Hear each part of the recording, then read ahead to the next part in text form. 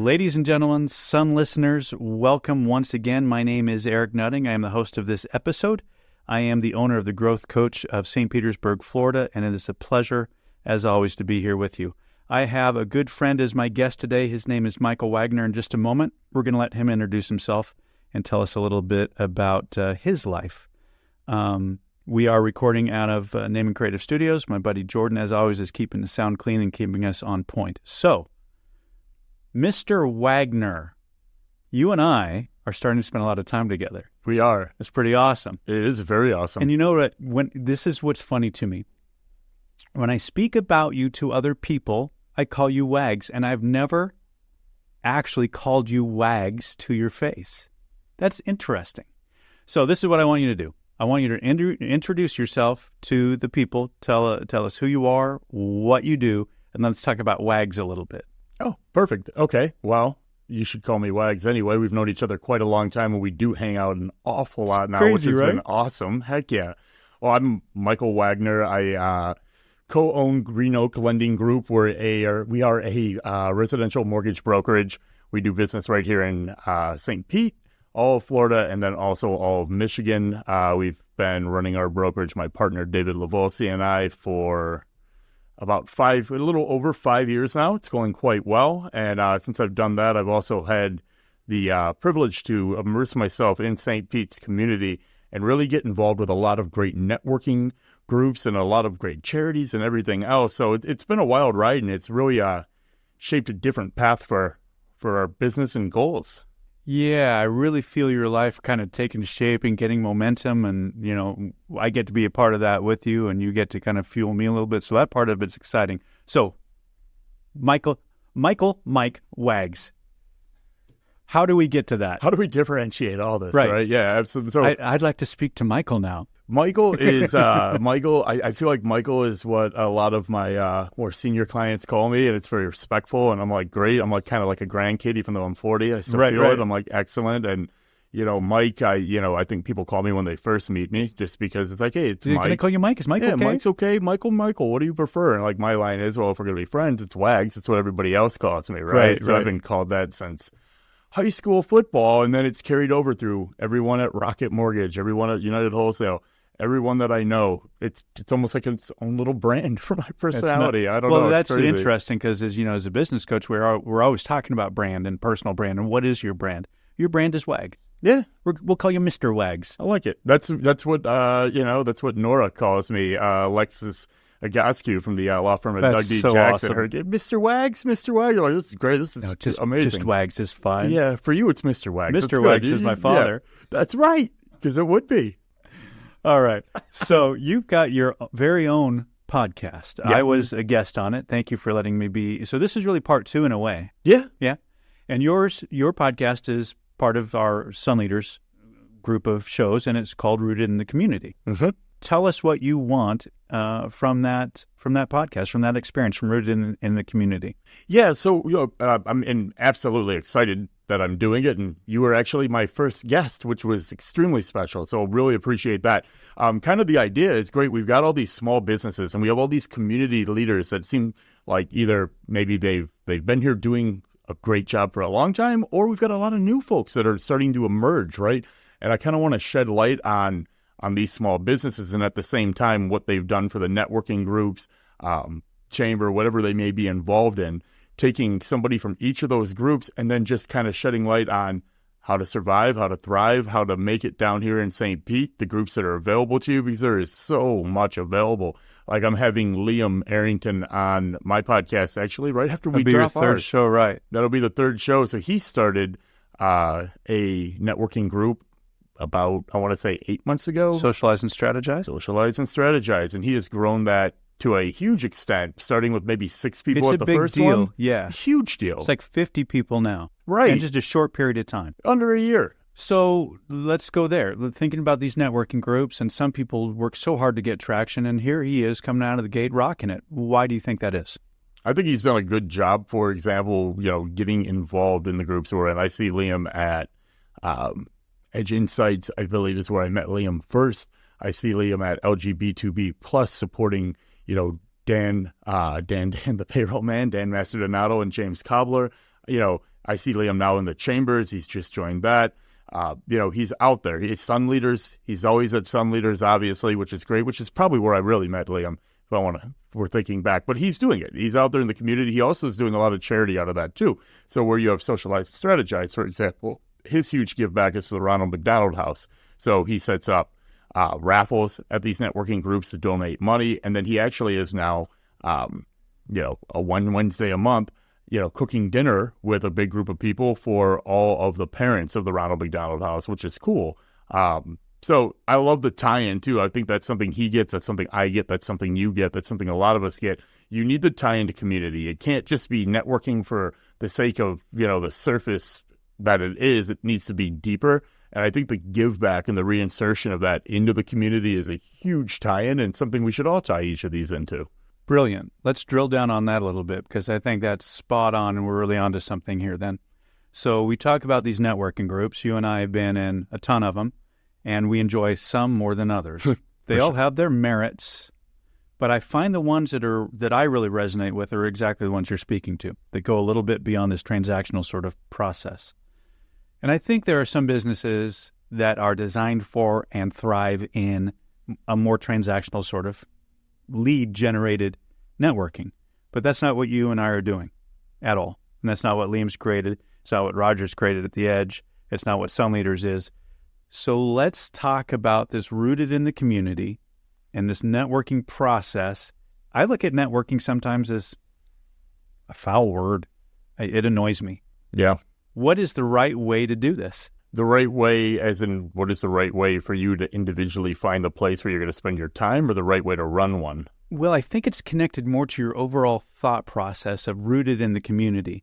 It's more than networking, isn't it? We're not just trying to meet people. We're trying to move people. Well, absolutely. And so, that's the whole idea about being and serve rooted. people. And serve people, absolutely. And keep people in the community that work and live here now, right? That's tying it all in. And it's really, the whole idea, I think, that is missed at a lot of networking groups just because it is very transactional, is really the family that kind of emerges out of this. Mm-hmm. And the fact that, great, now we are all recommending each other because we are all a little more invested in each other now, and we all want to see each other stay here. We want to thrive together, right? So I think that's a huge part of it is, one, getting everybody on board with almost our own culture that we're creating outside of the norm, right?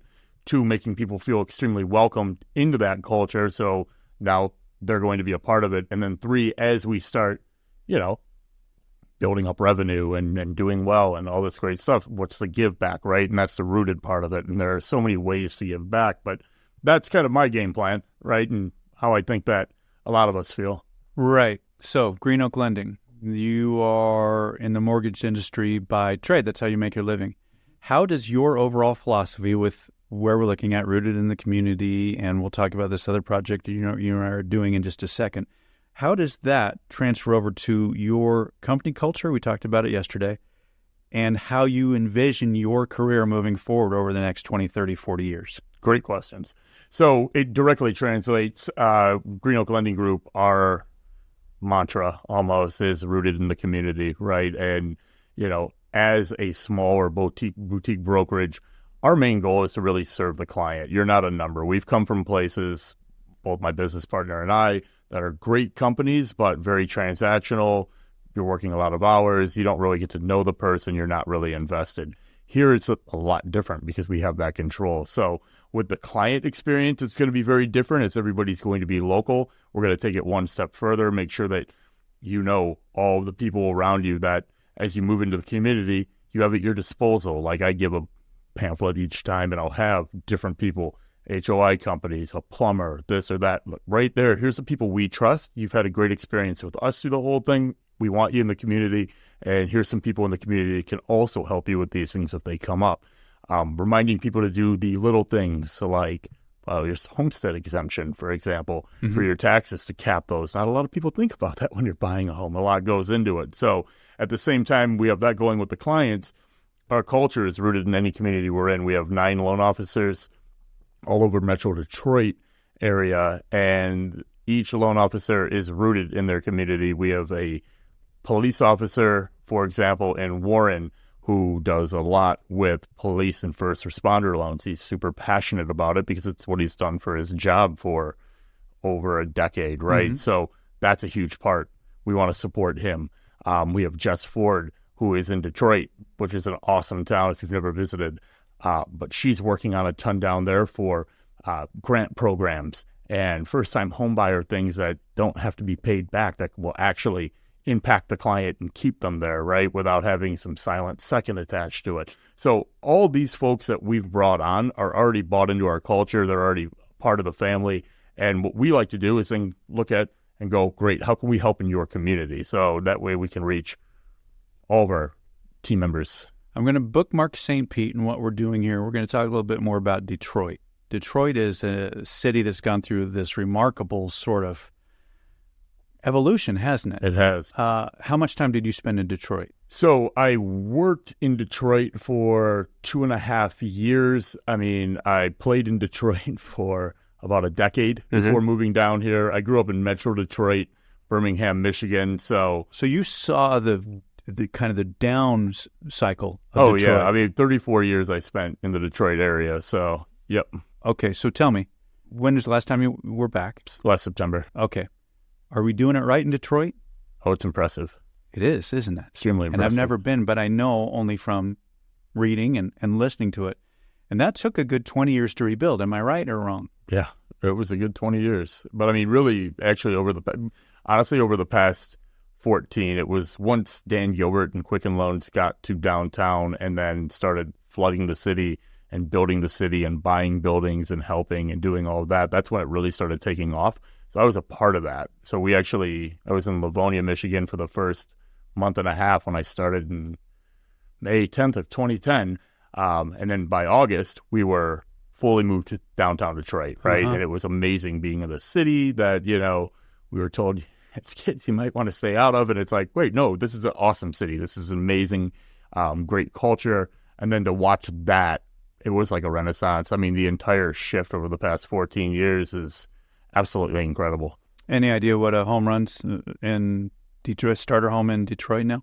Oh, I mean, you can probably, if you're looking like in the main downtown area, anywhere from 4 to, you have penthouse condos down there at 1.2 million now, right? There's such a range. It's like a city, it's a large city. Yeah, exactly. Yeah. So, all right. So Detroit, we have this cycle. It goes down, it comes back up, and I'm connecting a lot of that, but just correct me if I'm wrong, because I talk about this a lot. I think about this a lot. The shift of the American dream. American dream used to be home ownership. This is something you are absolutely on the front lines of. Is that one of the things that refueled Detroit, do you think? The American dream and home ownership? Did that rekindle kind of the economy of Detroit? It did a nice job, actually. I mean, if you look at it, for example, companies like Rocket and these larger companies use their money to create a lot of opportunity, not to mention hiring, right? So, again, now when all of a sudden you have thousands of employees that you're able to hire and offer medical benefits and offer 401k matches to that don't necessarily need a college degree to sell a mortgage, they're going to train you their way anyway. So this created a ton of opportunity for a ton of folks to, again, then stay where they want to stay, right? So it was he did the same thing in Cleveland as well. I mean, very similar. You ever go to Cleveland now? I have been there. It's another just amazing, thriving place now. So obviously the labor market leads home ownership. And it used to be the car market, right? It's Detroit. It's the motor city. Exactly. But now it's the mortgage city. And most mortgage companies are headquartered in Detroit or the Detroit area, right? Most large lending institutions. So where New York Stock Exchange in New York has all of the financial advisors, Detroit's got all the mortgage bankers and brokers. Crazy. So I don't think we can compare Detroit and St. Pete, two totally different cities and cultures. But what I think we can draw a parallel to is the cycle, the economic cycle of a city. So you saw that downturn, and now for here we are going back to our bookmark, St. Pete. We're really on the upswing here, aren't we? We are. It's incredible here. And this is why I personally get a little bit, are we growing too fast? Or is this healthy growth? Can we define what healthy growth is? And then getting to your and my work together, how do we define community and how do we keep everybody engaged? I've been in Seattle, San Francisco, Los Angeles, Portland, and I've seen all those cities kind of grow in an unhealthy way. It's got its cycle. Where do you think we're at in St. Pete? I think St. Pete could experience that same unhealthy cycle if we're not careful, right? Like, it's a pivotal part. I mean, you know, a lot of times a lot of money comes into a city and it's very good. And, you know, it has a lot of pluses, such as providing jobs and all of this great stuff, right? Tax breaks. At the same time, who's getting pushed out that now can't afford to live here? You know, those people are working here as well. And, you know, there's going to be an affordability issue. Yeah, there will be. So It's how do we inevitable. define, once upon a time, people were kind of worried to live in Detroit. There weren't jobs there, and it was kind of rough, and housing was affordable. And now it sounds like maybe it's going back up to where affordable housing can be used there. Maybe it's not affordable. We have that same discussion in all metropolitan areas. We have that discussion right here in St. Pete, affordable housing. How would you, in your industry, define affordable housing in St. Petersburg, Florida? So, tough one, right? I mean, the geography, maybe I don't know as well being down here yet, but just seeing what I've seen just in St. Petersburg alone, I mean, I'm not seeing a ton of affordable housing downtown, for example, right? Like, I don't know your experience, but I feel these places, rent went through the roof. Like, to pull it back after 2020, everybody wanted to move to this area from all of these states. Right. I mean, everybody. You and I are transplants. We are. But I came in 2018, so I feel like I, grandfather myself in. But 2018. yeah, After right. 21 to the I'm like 6 years grandfather. I'm grandfather. I'm about half a decade old now here. All right, over. But no, they did. We had, like, for example, first quarter of 2021, like 500,000 people moved to our area alone, St. Pete, Clearwater, Tampa, which is insane to think about. That's a lot of people moving down to an area that hadn't seen. I mean, it's a vacation area. You come down here once a year. You don't come down here to live, right? So that was huge. So then rents went through the roof, and then apartments went up like hotcakes everywhere, right? Everywhere. We had a shortage. Yeah. It was insane. And then they had them all filled, and then rents are going between now $2,500 and $7,500 to be in the area, and that's for like a 2-2 right, and not a house, right? And it's like interest rates at the time were extremely high. We're seeing those come down now, which is awesome. At the time, you were close or over an 8% interest rate, depending on homes down here that gained, 130, 150% in value, in equity in the home in a very short time, too. So it was a frenzy for people to move down, which makes it very tough, too, because most areas, people live there, but they don't necessarily, it's not like a dream place to live. Like, Florida's like the retirement center of the world, right? Right. Where that's a goal that you would usually have after retirement. Now it's flooding in because everywhere else is so expensive. LA, New York, extremely expensive, right? So this is still cheap compared to that. So where does that leave us? That leaves us with not a lot of room for affordable housing when you can make this amount of money and this amount of people want to be here.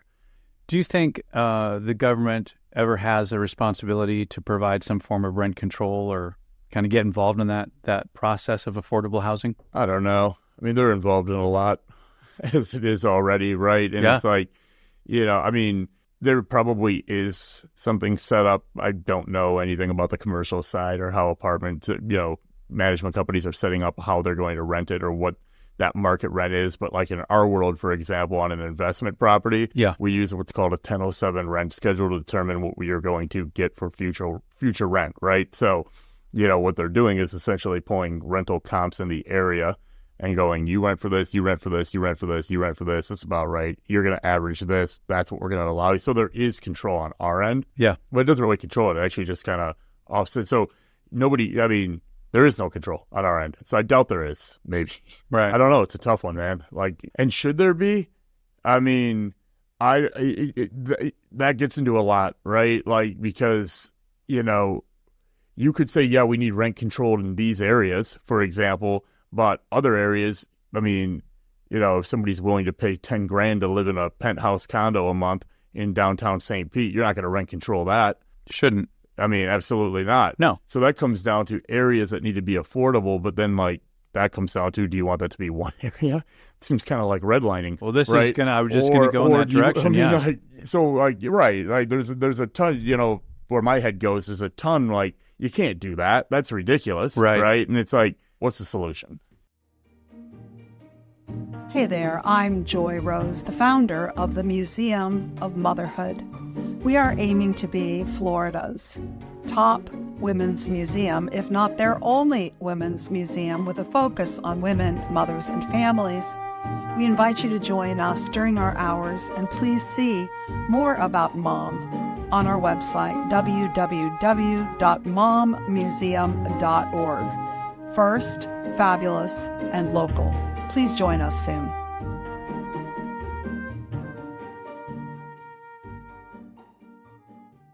What's the solution?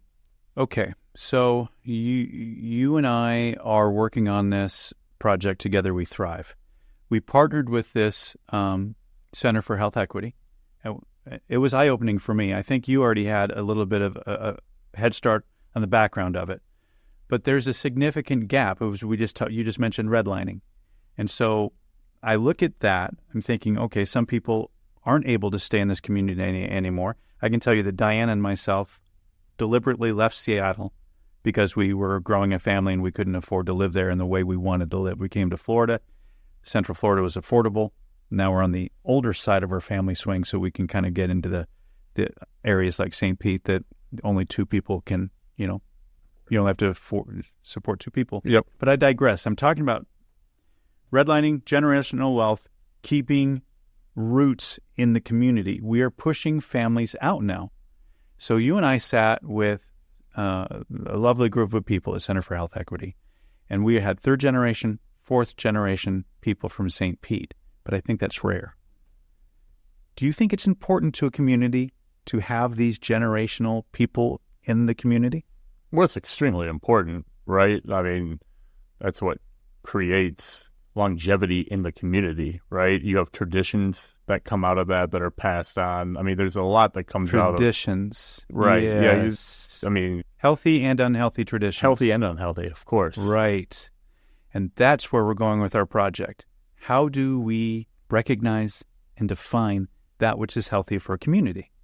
And I think I'm just at this old age really starting to learn a little bit about what that means, and I'm not smart enough to have the answers. Talk to me about, in the shadows or clouds of my mind, I was aware of redlining, but it really just hit me like a brick in the face when we were at the center. Talk to me about the concept of redlining. What is it? Yeah, so you have two types of redlining. You have redlining and you have reverse redlining. Okay. So redlining is exactly what it sounds like. I pull up a metropolitan map of St. Pete, for example, and I draw a red circle around an area, and I say, don't lend there. Or I say, make sure we're predatory lending here and do all this crazy stuff to make sure nobody can afford to live here, right? So it's literally blocking someone that wants to be in a neighborhood from being in a neighborhood. Reverse redlining at the same time is now drawing that circle around areas where you only want a certain clientele to actually live, right? So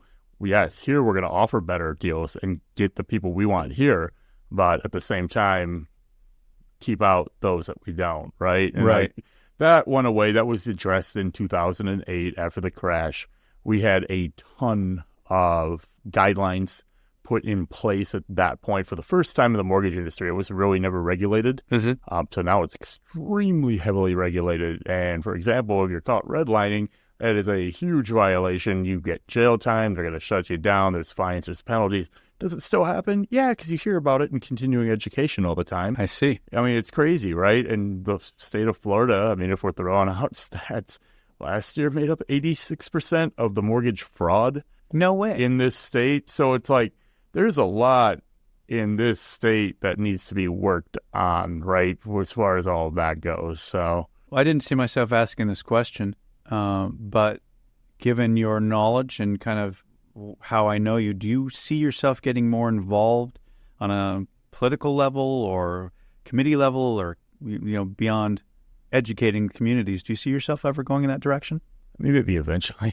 Yeah, I'm doing so much right now, but it's funny. Like, for example, I talked to Bella Wood from Flagship Bank. That's my relationship manager over there. I love Bella. She's the best.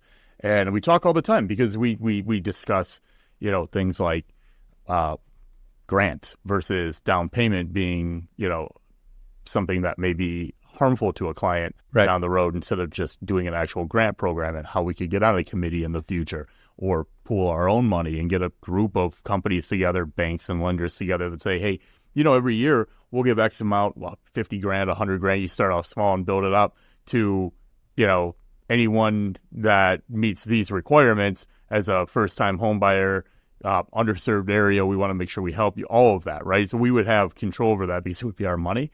And that's kind of that's where I would like to head to. It's like money is a tool. You need it. The more of it you have, the more things like that you can now do, because you can give that money to causes that you believe in. So eventually I would love to be at that level. And maybe I will be, who knows? I think we're doing cool stuff down here. Yeah, I'm enjoying it immensely. So let's talk a little bit about this Together We Thrive project you and I are doing. And I directly connect it to Rooted in the Community. So I just think it's magnificent the way your brand is coming together. And it's not that you're intentionally building a brand. You are following your passions, and it's developing into this really nicely shaped sort of service-based process, which is remarkable for somebody in the mortgage industry. Because so much of you and I know that I have a real estate background. I was an appraiser for a long time, dealt with hundreds of mortgage people in the mortgage industry. And that's why I enjoy you so much, because I find you to be different than the mold. So Rooted in the Together We Thrive. Let's talk about that a little bit. What are we doing? Why are we doing it? What do we hope to get out of this? Yeah, I'm extremely excited about this. Me too. So Together We Thrive is a panel that we're putting on at the Center for Health Equity on September 26th, coming up here pretty soon. It's a Thursday. Do we have the right date? Is that right? It's a Thursday. Okay, yep. Great. September 26th. What is it, from 8:30 until noon? Yeah, you got it. Yep, which is going to be extremely exciting. So 8:30 to noon 30, 4 hours. 8:30 to noon 30. Yeah. Yep, because we're going to feed you if you come, which we want you to come and enjoy, right? So, of course, we're going to give you food. But it's going to be awesome. So Roger Curlin helped us immensely with this. He is the executive director of the Edge District. Also your second guest. My second guest. Right. So guys, go back and listen to that episode. Keep going. Yes. And so he helped us get the other 5 main districts of St. Pete together. The executive directors, we're going to have 6 that will be talking about inclusivity, not just in business, but in the full community. Right. How we're all going to not just survive this, but how we can all thrive together. What programs we can come up with, who knows, right? But I mean, it's going to be a great place to get that topic started on how are we going to actually be a community and move forward as a community of human beings together. How are we going to help each other do this? And I think that opening, just that discussion that they're going to have, is going to really change anyone who's there. Yeah, it's going to be surprisingly diverse with these 6, just even the 6 district heads, because they are covering different parts of our town. And I'm hoping it brings a lot of exposure to some of these different districts that people haven't thought that much about yet. Particularly this 49th Fusion one is exciting to me. The vision for 49th Fusion is going to be pretty cool. So yeah, that's going to be great. So lunch is provided. It's free if you come join us, and registration will be on the Center for Health Equity website. Yeah, within a week. Yeah, within a week.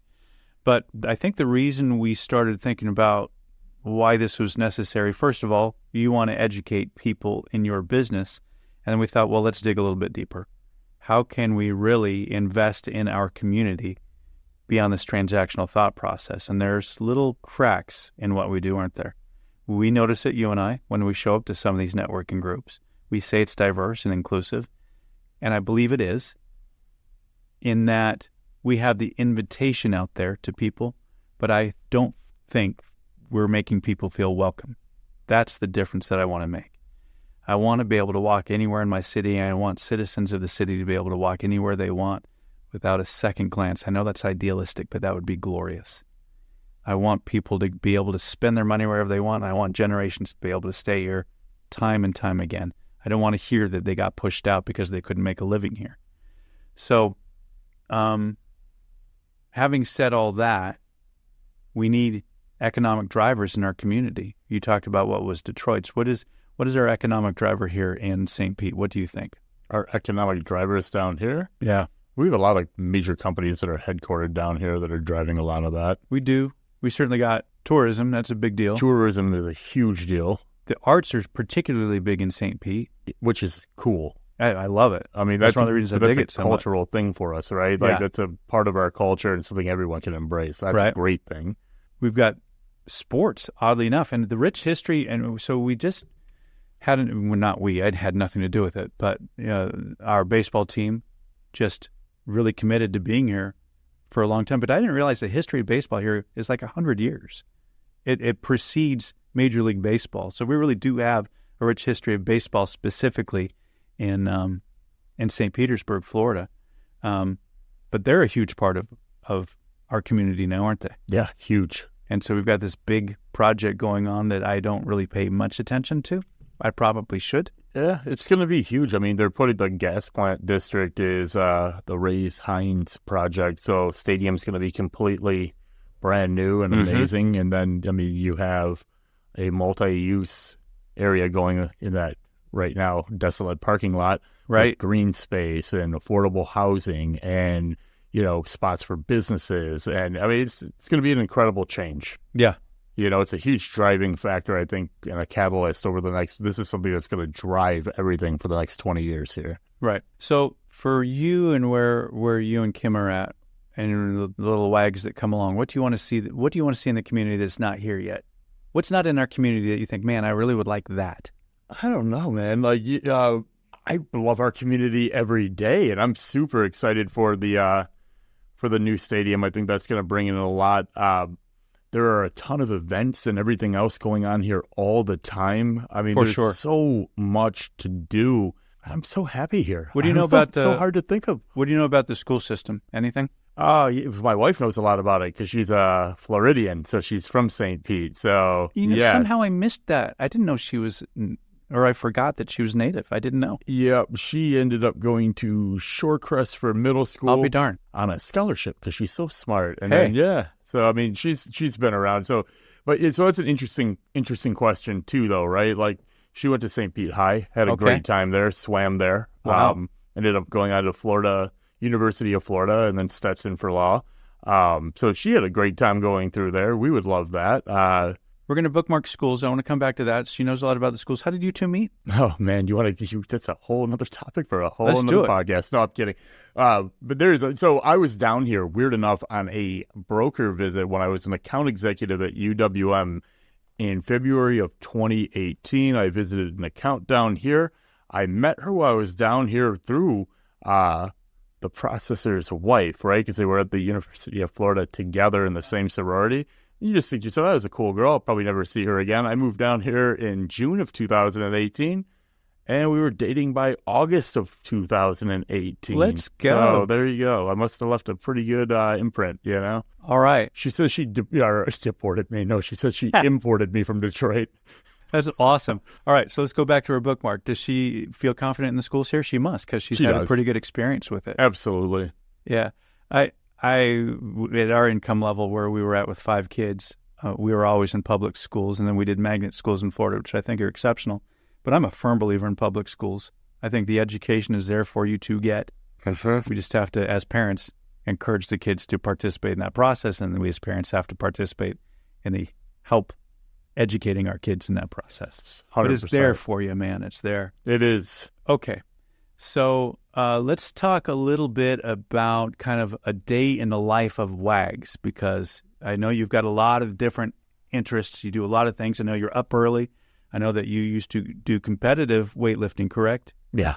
And now you've kind of transitioned from competitive weightlifting and you do mace flow. Mace flow and cardio and stretching. So talk us through that kind of health journey and why it's changed and where you're at now, because it seems like you're in a really good space now. Yeah, absolutely. So I spent, since I was 15, lifting weights, right? And I turned that into powerlifting, and it was very fun for a long time, and I could move a lot of weight, and that was really cool for the time I was doing it. And then what happens is your body starts falling apart at 35, I noticed. Yeah. And all the injuries and everything starts. So I had to figure out something new, right? Because obviously I couldn't keep doing that. I kept getting injured. I'm like, this is a moment where my body is literally saying, hey, I'm shouting at you, cut it out. We need to change. Like, I'm not telling you anymore. You got to stop. And like, you got to listen to your body. You can't keep shutting them up. So I did. And it was weird. I went to a bachelor party with my buddy Tony's bachelor party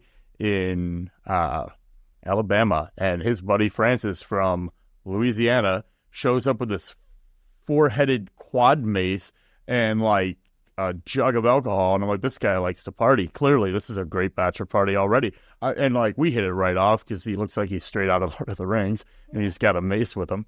So I'm swinging this thing with him the entire bachelor party. We're doing this, and I was sold. I got back, I ordered them, I just started going after that. This is all I do now. I do my mace flow, I do my cardio, I do my stretching, I see my chiro, I do my massage, and it's all about health, right? Like, to me now it's longevity. That's where my focus has gone. I don't need to be all these things. I'm pretty okay with who I am. I just need to make sure that I'm here and I'm able to do all the things I need to do for as long as I can. Right. I'm in the same space, and I've got a few years on you, probably about 20 years or something. But I mean, for me, life used to be about vanity, pushing weights, looking good, and now I just want to be able to hold grandkids and that sort of thing, you know? All right.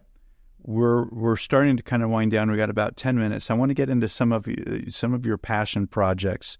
I know Park Center is huge. You just helped host and run a bowling tournament. Let's talk about Park. Let's talk about that a little bit, and then some other things you really feel passionate about that you want to share. Yeah, for sure. Park Center for Disabilities is a huge passion of mine. I ended up getting involved in the L&L group that you and I were in together with Lisa Emery, who we both love to death. The best freaking group at the chamber. Ever. It's awesome. Ever. Yeah. Yeah. I mean, great people. I have nothing but great people out of that group.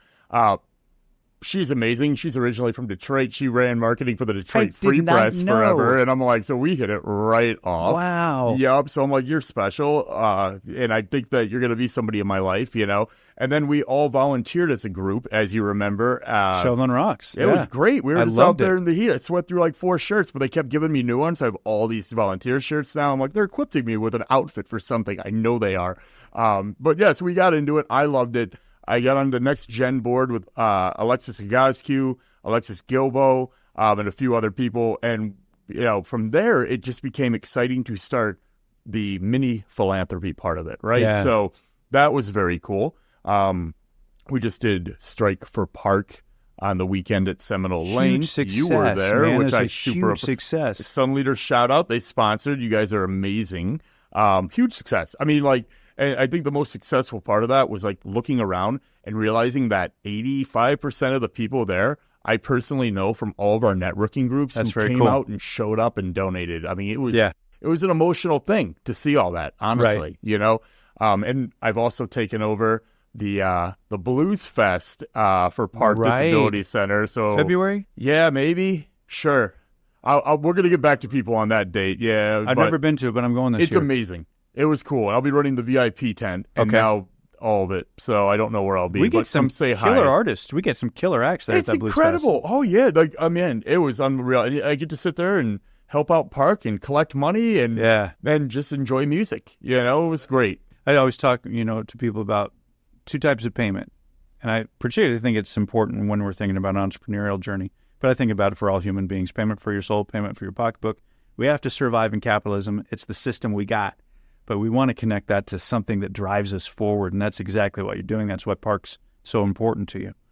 Now, we also, you and I, serve together on Sunken Gardens Forever Foundation, right? We do, which is awesome. And it's something I don't talk about enough, but I should talk about it more because we're just talking about rooted in the community. Sunken Gardens is a gem. It's been there for how long? I don't know. Since 1930s? Forever, and it's 30s, really 40s? transitioned from like this, a personal estate, then it went to a roadside attraction. Now, I think it's a lot more than a roadside attraction. For sure. You and I were brought on the board to try to build partnerships in the business community. And what we want is we want this to be a place for people, for the business community to do business. We want them to bring their guests, walk through the park, enjoy that experience. So we have what we call a business partnership program. And if anybody, listeners, you're interested in that, reach out to Mike or myself or Wags and myself, and we'll get you some information on that. But I'm excited about that as we move forward. What else do we have that you are involved in that we should talk about? Well, I'll say on the Forever Foundation side of it too, just a comment. I'm excited to be not only part of the Forever Foundation board, because it's not just us, it's also Doug Jackson and it's Dan Masterdonato on there. Yep. We've got Tess, we've got Mallory, who's amazing. Ted's kind of running the whole thing for us. Great people all around to be surrounded by, number one. And the garden is beautiful. I think a lot of us get extremely stressed out. I know I do throughout the week. And to have a spot where you can now go and sit, or you can take a client to and meet, and now you're surrounded by flowers and beauty, and it's quiet and it's calm. And there's something to that from a mental health standpoint that we all lack, right? Absolutely. Like usually it's the concrete jungle in the office that we're in. To be able to pull yourself into that is worth it. And to be able to share that with your employees as a partner or anything that you send, one of your employees' families there for the weekend, great, and they can check out, the exhibits and the flamingos. There's so much there, and it's been around forever. And it's one of those things that when you talk about how we thrive together, that's something that needs to thrive as well, because generationally, it's been here forever, and it is a huge part of St. Petersburg. Absolutely. Huge part of it. So, yeah, I'm with you. I love being on there. I think we're going to do big things picking up in 2025, really. But just really gaining steam. Really gaining steam. So very happy about that. Other things I'm involved in, man. So a few things. So we've got Halloween on Central, for example. Yes, that's right. I got a few things to go. Yeah, so that's going to be a big one. So Roger Curlin, again, getting a lot of shout-outs on this podcast. Yeah. This is something that he does Pridetopia. Yep. And he does this amongst 1,000 other things. But this is a huge one. Sponsorship levels for this are, from very affordable to if you want to go wild. But this is something that you will be able to get seen by the entire community because everybody wears costumes and they dress up their dogs. Right. And you walk down. I went to this last year with my Great Dane and my Corgi, and we're like, how is this Great Dane going to do? Sweetheart, number one, did great. Very happy. But, hundreds of people. And you're bumping into everybody. I think we're talking thousands of people. Thousands, yeah. Thousands of people. Because it stretches all of Central, takes up 2 districts. It's incredible. Incredible. So that's a huge one that's coming up. And then we've got the Good Burger Awards for the Chamber coming up, which is another really big one. So that's going to be on November 13th at the Floridian, which is going to be huge. That'll be nice. Yeah, and it's indoor, unlike last year when we had to move it just because of the rain. We got transplanted, yeah. Yeah, so this rain or shine, it's going down, which I love to see. All right. So Greg Potter just put me on the board for that as well. Nice. So I do want to say the sponsorship levels there from very, very affordable to if you want to go crazy and get seen by everybody in the world. Right. But that's something that you can contact directly at the Chamber or reach out to me, and I'll drop my information at some point in this. Now, speaking of the Chamber, you're also an ambassador there. I am. And you're doing a lot of work. Well, that's another thing I Chamber. do. That's a really good point. So I'm the director of the ambassadors now. Right. I'm going to be the second chair, which will be what Greg is currently next year. Mm-hmm. And I'll be the head ambassador in 2026, which Doug Jackson currently is. Right. And Doug and Greg have set this up in such a cool way where now, for example, as Doug transitions out next year and Greg steps up into the head ambassadorship, Doug stays on it to mentor that for the year. So perfect. Then you constantly keep that going, and it's great, right? And I think we're making a lot of progress there. I think this is probably the best chamber I have ever been associated with. Yeah. In any state. It's doing it right. It's doing it right. It's doing something way different than the norm. Agreed. So that all comes into this beautiful community we Speaking have. of community, the Chamber has done a great job building a community within the community. They really have. But they also have a lot of outreach programs that tries to really, in fact, the Chamber is how I became aware of the Center for Health Equity because we held an event there, so it's pretty cool. It's awesome. And Greenhouse. And the Greenhouse, It's a huge one. The Greenhouse is huge. So we're just about out of time. Anything else you want to talk about before we wrap it up? I'm good. All right. I've talked a lot. I feel Well, I it's don't been want to an listen to all this. absolute pleasure. I learned a lot, and I spend time with you. So it's a great opportunity to learn more. Heck yeah. Go ahead and tell people again who you are, what you do, and then I'll close it out. Sure. So again, Mike Wagner, or Wags, apparently how everyone knows me, Green Oak Lending Group, residential mortgage brokerage. Come to us for all of your lending needs. Awesome. All right. Well, we're going to wrap it up. Once again, my name is Eric Nutting, the growth coach of St. Petersburg, Florida, and we're here at Naaman Creative Studios. My thanks to Jordan for keeping us on track here. my thanks to Wags for being a guest. I always enjoy my time together and having that chance to kind of share a conversation. And then I do want to remind everybody that we have this panel discussion coming up. Together we thrive, and I encourage you to get involved. Reach out to us, and we would love to see you there. And if you do make it, let us know that you heard about it on this podcast. Until next time, take care, be safe.